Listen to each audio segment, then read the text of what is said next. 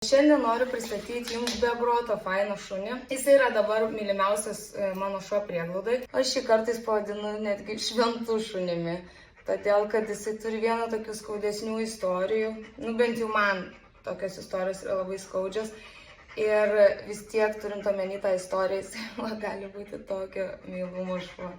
Nuostabus šuo. Bremenas buvo pirktas prieš 9 metus kaip vokiečio aviganis. Ir kaip labai dažnai, kas mano manimu yra labai didelis skaudulys, vokiečio aviganiai būna pasodinami voljerus, kai iš tikrųjų tai yra vieni socialiausių šunų ir jiems be proto reikalingas žmogus. Tai Bremenas lygiai taip pat, jisai sėdėjo voljerė, kartais ko gero buvo išleidžiamas pasivaikščioti, aš nežinau, bet didžiąją dalį laiko jis vis tiek praleisdavo už grotų. Ir Bremenas susirgo ir šeimininkas šito nepastebėjo. Tai yra iš tikrųjų labai dažnas dalykas, kai šuo gyvena toliau nuo tavęs, tu nepamatai, kad įvyko kažkoks pokytis jo gyvenime. Jisai susirgo toksoplazmoze, jisai pats savaime pasveiko nuo jos, negydomas, bet tai paliko pasekmes.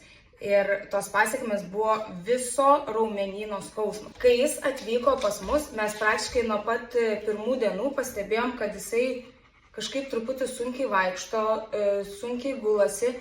Ir mes nuvažiavom su juo pas ortopedą į Kauną. Ir ortopedas net negalėjo atlikti apžiūros, todėl kad šuo nuo kiekvieno prisilietimo tiesiog draskėsi, jam taip skaudėjo viską. Jisai gavo gydymą ir aš nemoku apsakyti, kokia man buvo laimė, kai aš vėl nuvežiau jį pakartotinam patikrinimui.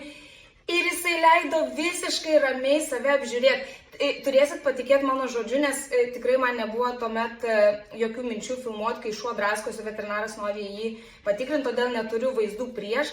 Bet man buvo tiesiog kažkokia atgaiva širdžiai, kai aš matau, kad veterinaras jį čiupinėja, visai lanksto jo kojas ir jisai leidžiasi, kaip prieš tai jisai neleido net plaukelio jo paliesti. Tai aš taip džiaugiuosi, kad pagaliau šitas šuo, kuris neaišku kiek laiko kentė skausmą, nuolatinį chronišką skausmą, dabar to skausmo nebeturi. Ir kodėl aš šitą šunį vadinu šventų šunimi?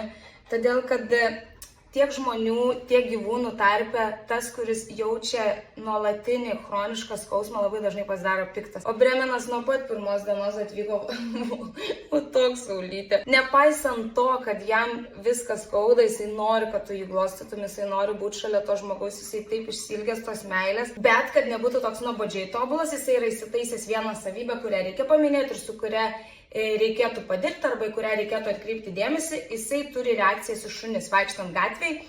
Yra šunų, su kuriais jisai puikiai sutarė ir yra šunų, į kuriuos jisai netiek stipriai reaguoja, dažniausiai tai yra mažesni šuniukai, bet ypatingai su dideliais šunim, su Bremenu būna sudėtinga prasilenkti. Nors aš manau, kad jis su šuniu gyventi galėtų, bet jam reikėtų susipažinti su to šuniu, nes gali būti, kad tai bus šuo, kurio jisai nemėgs iškart ir dėl kažkokių neaiškių priežasčių. Bet netgi jeigu jisai negyvens kartu su šuniu, gatvėje vaikštant reikės padirbti su jo reakcijom, reikės jį nukreipti įmanoma, su juo susidarti įmanoma, tos reakcijos nėra tragiškos, bet reaguoti jisai reaguoja. Tik į šunis, į žmonės, į vaikus, į ten paspirtukus, į ką tik tai nori, jisai visiškai nereaguoja. Tai yra šuo, kuris galėtų gyventi miesto sąlygom, tai yra šuo, kuris galėtų būti kompanionas, vedantis jį bet kur. Į darbą, jisai mylės jūsų bendradarbius, į kavines, barus ir taip toliau, jisai draugaus su jūsų draugais. Nei vienas žmogus jam nėra priešas, jisai myli visus iš eilės. Bremenas atvyko pas mus todėl, kad jo šeimininkas išsikėlė gyventi iš namo į butą ir tradiciškai šuo į butą netilpo. Bet Bremenas jau ne kartą nakvojo bute, ne kartą gyveno viešbučiuose. Tai yra be proto patogus šuo namie. Jis yra toks patogus, kad jisai pareina namo ir miega. Būna kartais, kad palydi tave ten kažkur, nežinau, į tualetą, į virtuvę ar dar kažkur, bet didžiąją dalį laiko jisai tiesiog ilsisi. Man juokingiausias dalykas, žmonės sako, kad šuo netelpa į butą, kai bute šuniui tai reikia guolio. Apskritai namie šuniui tai reikia guolio, nes visą kitą jisai veikia tuo metu, kai jis yra išėjęs su šeimininku. Jis niekada neturėjo problemų dėl gamtos reikalų, visada išlaukė, visada išmiega. Iš tikrųjų, aš jį žadinu rytais, ne jisai mane. Niekada neturėjom problemų dėl palikimo jo vieno. Tarkim, dabar irgi, kai buvom Vilniuje, jos tiesiog išvedžiojom.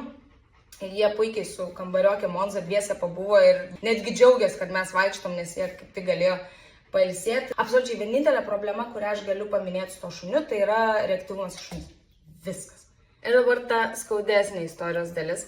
Kad ir koks nuostabus būtų Bremenas, kad ir kaip gražiai aš apie jį papasakočiau ir nuoširdžiai gražiai, neviniodama į vatą, todėl kad Bremeno į vatą viniot nereikia. Aš dėja nemanau, kad jisai sulauks labai daug skambučių ir anketų, todėl kad Bremenui yra 9 metai. Man tai netrodo daug, todėl kad mano šunims yra 9, jie yra aktyvūs ir man jie atrodo visiškai jaunikliai. Bremenas nėra toks aktyvus, todėl kad jisai per gyvenimą negavo fizinės iškrovos. O jeigu tu nori, kad tavo šuo ilgiau išliktų jaunatviškas, tu turi jam suteikti fizinės iškrovos.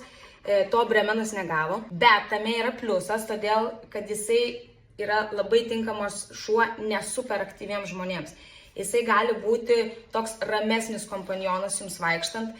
Jisai gali kažkuriom dienom pasitenkinti ir mažesnių iškrovos kiekių. Jisai daugiau laiko snaudžia ir kimarina namie. Kitas labai fainas dalykas, turint vyresnį šunį, jisai jau yra išmintingas ir protingas. Ir yra dar vienas pliusas priimant vyresnį šunį namus, tai tas prasmės dalykas.